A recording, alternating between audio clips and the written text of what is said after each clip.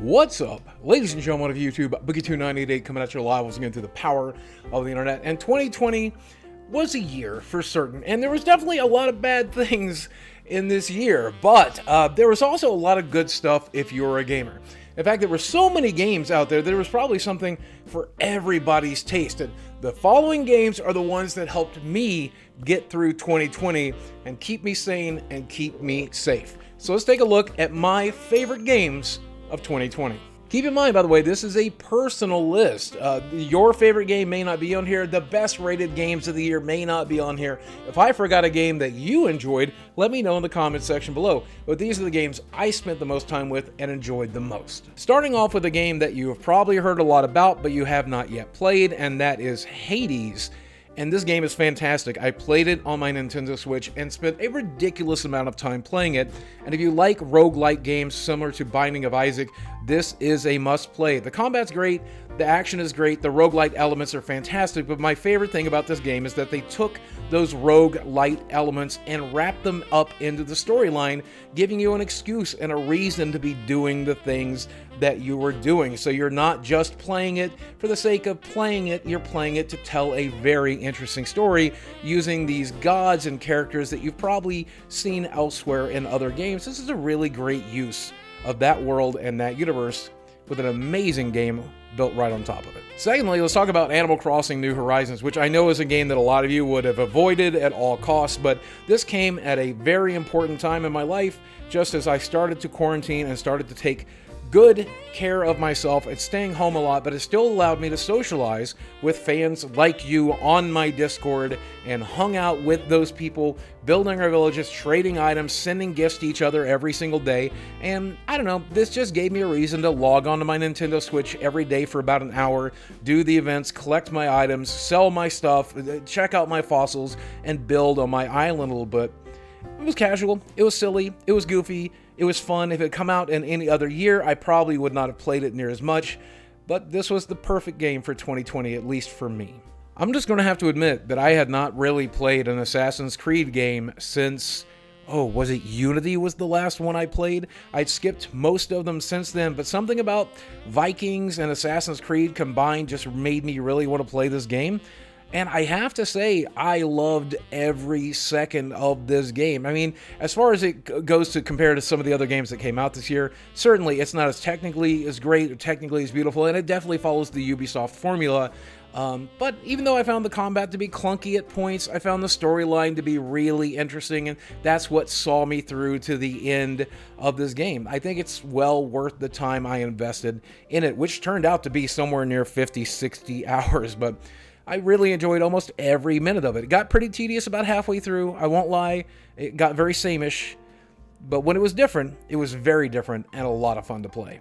Now, SpiderMan Miles Morales was a very short game, coming in 6 to 8 hours. That's including doing all of the side missions and DLC. So compared to the previous Spider-Man game, it felt like DLC. But I'm going to be honest here, I kind of enjoyed the fact that they took out all of the Mary Jane and other stuff from the previous game, doing the solving of science puzzles and all of that BS, and focused here on the major elements that I enjoyed from the previous game, which is the combat, the action, exploring the city, and just telling the story. And whereas the story is not mind-blowing or anything like that, it's pretty much exactly what you expect going into it. The action was fantastic. The exploration was fantastic. The gameplay was really incredible. So, do I think this game was worth the full price that I paid for it? Probably not, but it's definitely a game that you should play at some point, and I really enjoyed my time with it. Speaking of being fully honest with you here, Final Fantasy VII Remake is a game I have not finished. I only put 10-15 hours into it, and I'm now playing through it again a second time, trying to get through it in its entirety. That said, let me go ahead and say that I've enjoyed my time with it, and I know that this will be one of the best games from this year, but the reason I couldn't get into it is because it was so drastically different from Final Fantasy VII. I mean, I wanted Final Fantasy VII remade with a new engine, with the same gameplay and the same story beats, and this is definitely not that. So I was fairly disappointed by it, but it did not make my most disappointed list because what I've enjoyed I've really enjoyed, and I am hoping to beat this before the first of the year, but it might be a game I'll complete next year. But I wanted to put it on the list anyway, because god dang is this a good game if you can get over the fact that it's not what I expected. Out of the box, I have to say that I was disappointed with Mario Kart Live Home Circuit. Because it just did not work very well for me. One of my Nintendo Switches had a weak antenna, which made it almost impossible to play, but I swapped to my other Nintendo Switch, and sure enough, that worked perfectly and beautifully, and I spent a lot more time with this game than I thought I would. I mean, I've always been a Mario Kart fan, and I've played pretty much every game they've ever come out with, but this really took it to a new level, a real-life level, and I have to say, I'm glad I picked it up. I'm kind of done with it now, and the card is just collecting dust, but I do know that I'll end up picking back up again, if nothing else, just to drive my dog crazy. If you've ever wanted an excuse to get into RC, or you're a huge Mario Kart fan, this is probably worth the pickup. But my number one game, my game of the year, is Ghost of Tsushima. And I have to say, I know this is going to be a lot of people's game of the year, and for pretty good reason. When you take a look at this game, you will see that they do a lot right. And sure, it kind of follows the Ubisoft formula of an open world, and the story is not fantastic. It's very good, but not groundbreaking. But what is groundbreaking about this game is the complete lack of UI, the way that it guides you using the wind, the way that the world is built. It's beautiful every step of the way. Everything that's in it seems to be put there intentionally. The experiences, the storyline, the battles, everything about this game is well put together. And where it doesn't truly innovate in a lot of those areas, where it does innovate, it does stuff that nothing else has ever done. And I would like to see more games take this route of a more immersive experience by getting rid of the HUD, getting rid of the UI, and dropping you into the world and allowing you to explore it the way this game does. Even if it's just by the wind and letting the wind guide you or foxes guide you, that is such an innovation. One of the very few innovations of 2020 for gaming, and I'd love to see it a lot more on next-gen games. And now that we have Game of the Year out of the way, there are a few other games I would like to talk about that I spent a lot of time with this year.